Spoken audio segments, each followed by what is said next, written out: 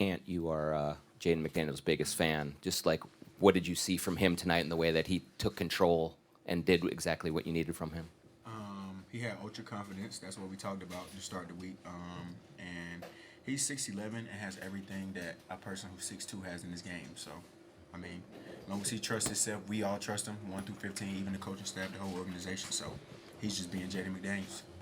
Coach was saying that you were very vocal at halftime. Just what were you feeling as you went into the locker room? What were you trying to convey to the team to come out of it strong? Just some of the reads that we was able to make on the offensive end. Going into the second half, I was telling my teammates on how we could space the floor to hurt them, and we did that in the third, coming right out, and that's how we got that big lead, spacing the floor the right way. Because they tilt the floor heavy on me and Julius, so just being able to make the right reads all throughout the night. Julius, what do you think kind of flipped this game? What are maybe one or two things you guys did in that second quarter, third quarter that kind of turned the game on its head for you guys? I think it was really just our defense. Like, obviously, Luka, he got off to the hot start, hit a couple threes. But once we were able to slow them down and really defend, we blew the game open, was able to get in transition a little bit, and then offensively, exactly what Ann said. They tried to tilt the floor, so we just got to make the right plays. Ant Nas was just talking about your leadership, and he said you would think that you were 30 years old at times with the way you lead in the locker room. Where are you at with that at this point in your career, maybe 2 or 3 years ago, in terms of communicating with your teammates on that level? Just knowing. I mean, it's 15 grown men in the locker room, and knowing how to. Everybody got emotions.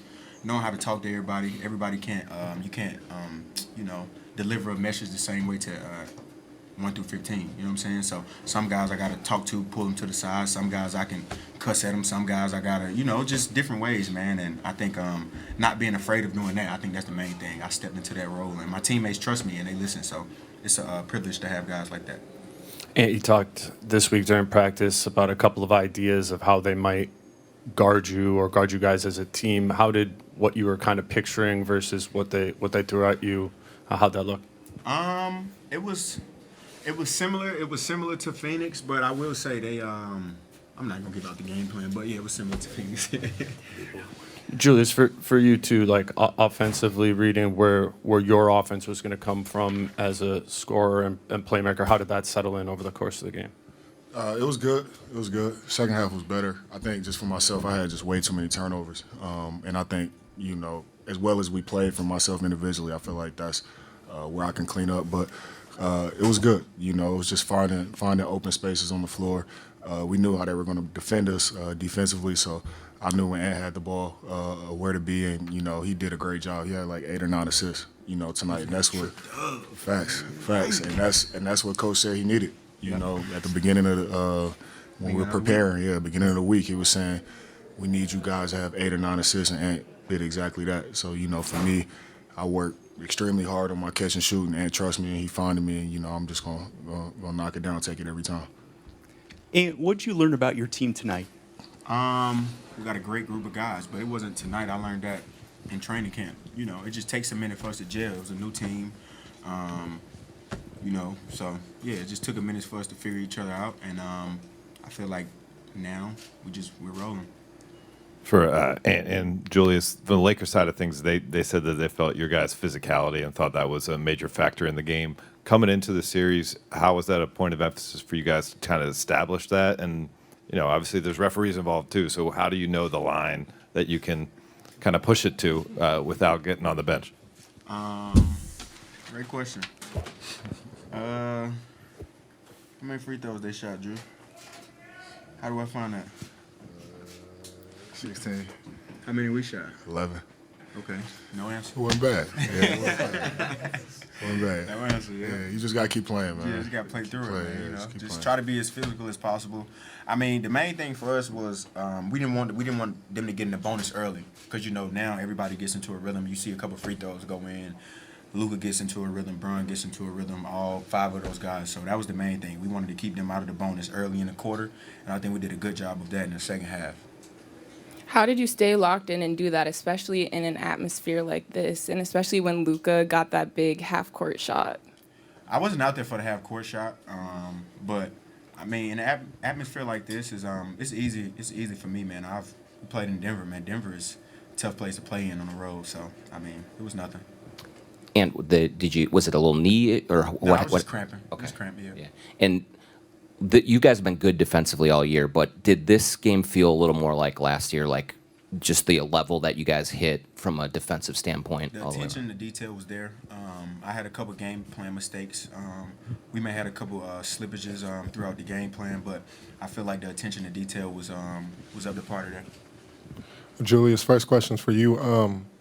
Number one, really liked your post touches. A lot of times when Austin was getting there, you guys found that. And then how did you like how y'all stuck to your identity more so, staying with the big group? You know, you and Rudy at sometimes, and then you and Nas, and just staying big and sticking to that identity when they were going small the whole time.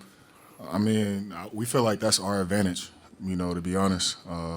We got guys who can switch out and defend. You know, Rudy did a great job today as well. And then, you know, he protects the rim. So it's like we all got our strengths, and, you know, we try to play to those. And then we try to protect each other's weaknesses or whatever that might be. But, you know, we feel like that's to our advantage. You know, we all each individually do something very well, and we try to, you know, bring that out of each other.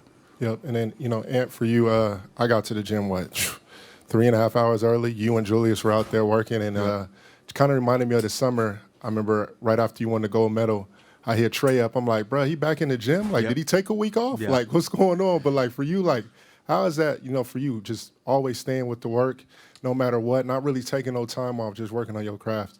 I just always want to get 1% better every day, man.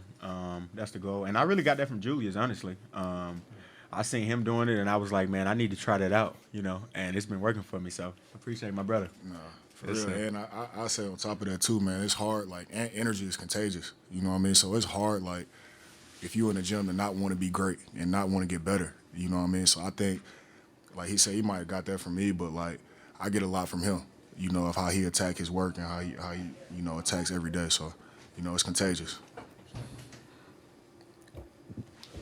Both for Ant and Julius. A lot of national media picked the Wolves to be the loser in this first round series, and obviously y'all have a lot of belief in yourselves, but what message would you have to fans that are kind of seeing everyone picking the Lakers now and everything like that? No message, man. They still got the Lakers. The Lakers supposed to win. That's just how it's supposed to go. We're not supposed to be here, so we're just going to compete to the best of our ability. And what does it mean for you when you're attacking and you know what's coming, but for your teammates to relocate as much as they did tonight? It seemed like they were finding the soft spots to give you the best possible passing lanes. Like I said, man, we had a week to prepare.